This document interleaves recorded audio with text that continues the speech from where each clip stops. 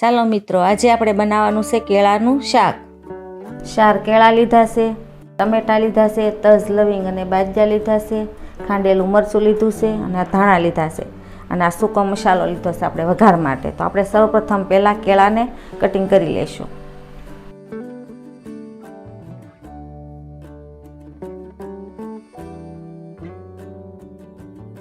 Cutting આપણે આવી લાંબી શીરમાં કરવાનું છે, ગોળ ચકડા નથી કરવાના. તો આ રીતના ગેસ શરૂ કરશું. પછી આપણે તવી મૂકશું.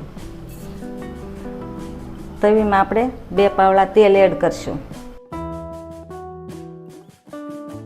તેલ ગરમ થઈ ગયું છે તો આપણે તજ, લવિંગ ને બાજરા નાખશું.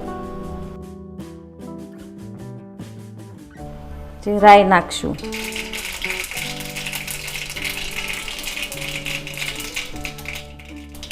જીરું નાખશું.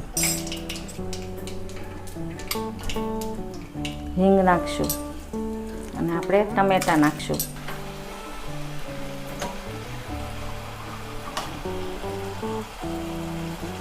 આને આપણે સડવા દેવાના છે ધીમા તાપે.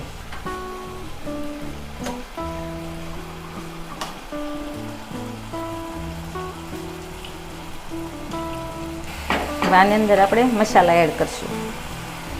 મીઠું નાખશું, હળદર નાખશું. થોડી વાર આપણે સડવા દેશું.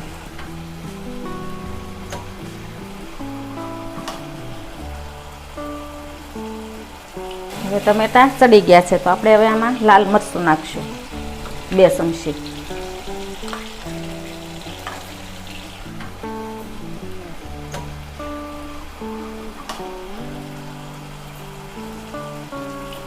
હવે થોડુંક પાણી નાખશું.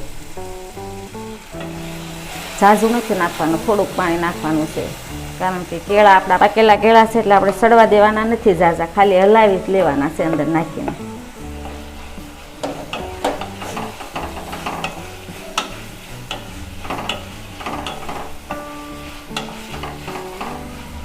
આપણા પાકા કેળાનું શાક બનીને તૈયાર થઈ ગયું છે.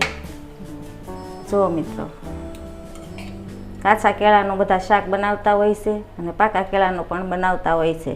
તો આપણે આજે પાકા કેળાનું શાક બનાવ્યું છે. તો જુઓ કેટલું સરસ બન્યું છે. મિત્રો, તમને આ રેસીપી ગમી હોય તો લાઈક કરજો, શેર કરજો અને કમેન્ટ કરજો.